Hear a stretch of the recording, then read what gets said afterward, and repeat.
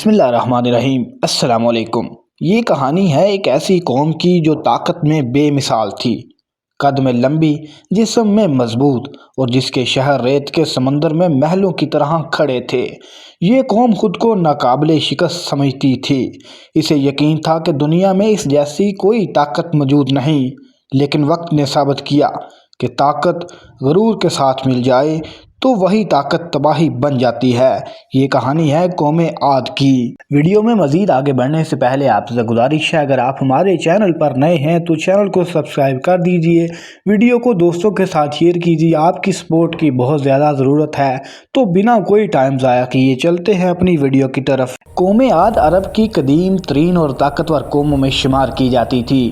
وہ احقاف کے علاقے میں آباد تھے۔ یہ وہ خطہ تھا جو آج کے یمن اور عمان کے درمیان ریگستانی علاقوں پر مشتمل سمجھا جاتا ہے، جہاں یہ قوم غیر معمولی طاقت، شان و شوکت اور دولت کے ساتھ صدیوں تک حکومت کرتی رہی۔ ان کے جسم مضبوط، قد عام انسانوں سے کہیں زیادہ لمبے، اور طاقت اتنی زیادہ تھی کہ وہ بڑے بڑے پتھروں کو اٹھا کر پہاڑوں کو تراش دیتے اور ان پتھروں سے عظیم الشان محلات اور قلعے تعمیر کرتے تھے۔ ان کے شہر وسیع، باغات سرسبز، نہریں جاری اور زندگی ہر لحاظ سے آسودہ تھی۔ مگر جیسے جیسے دولت اور طاقت میں اضافہ ہوا، ویسے ویسے ان کے دلوں میں غرور، تکبر اور سرکشی نے بھی جنم لیا۔ وہ یہ سمجھنے لگے کہ ہم سے زیادہ طاقتور کوئی نہیں اور ہمیں کوئی نقصان نہیں پہنچا سکتا۔ اسی سوچ نے انہیں اللہ کی نعمتوں سے غافل کر دیا۔ انہوں نے شکر کی بجائے نافرمانی کو اختیار کیا اور بتوں کو اپنا معبود بنا لیا۔ وہ ماننے لگے کہ یہی بت ہیں انہیں بارش دیتے ہیں، یہی بت انہیں طاقت بخشتے ہیں اور یہی ان کی حفاظت کرتے ہیں۔ اس اندھی عقیدت اور گمراہی کے عالم میں اللہ نے ان پر آخری حجت پوری کرنے کے لیے حضرت ہود علیہ السلام کو انہی میں سے نبی بنا کر بھیجا۔ حضرت ہود علیہ السلام نے نہایت صبر، حکمت اور دردمندی کے ساتھ اپنی قوم کو سمجھایا کہ اے میری قوم، صرف اللہ کی عبادت کرو، اس کے سوا تمہارا کوئی مددگار نہیں۔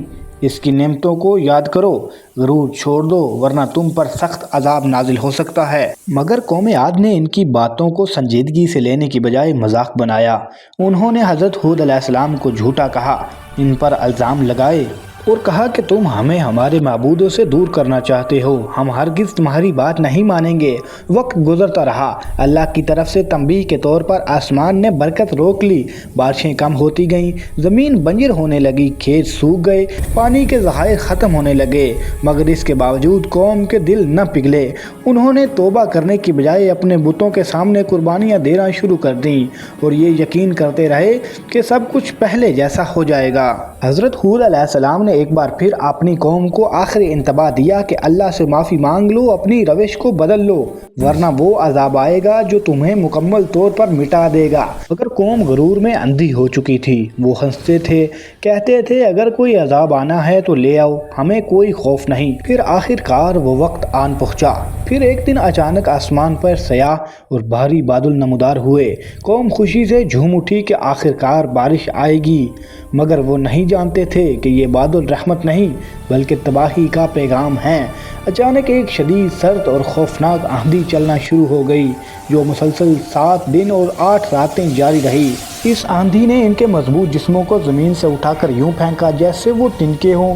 ان کے اونچے محلات لمحوں میں ملبے کا ڈھیر بن گئی، پورا علاقہ اجڑ گیا اور وہ قوم جو خود کو بڑے ناز سے ناقابل شکست سمجھتی تھی، لمحوں میں ان کا نام و نشان زمین سے مٹا دیا گیا۔ اور جب وہ تباہ کن ہوا تھمی تو ہر طرف موت کی خاموشی تھی، نہ کوئی آواز، نہ کوئی زندگی، صرف ریت، ٹوٹے ہوئے پتھر اور عبرت کا منظر باقی تھا۔ اور یوں قوم عاد جو اپنی طاقت، دولت اور غرور پر نازاں تھی، تاریخ کے صفحات میں ہمیشہ کے لیے دفن ہو گئی، تاکہ آنے والی نسلیں یہ سبق یاد رکھیں کہ جب کوئی قوم اللہ کی نعمتوں کو بھول کر تکبر اختیار کرتی ہے تو اس کا انجام صرف اور صرف تباہی ہوتا ہے۔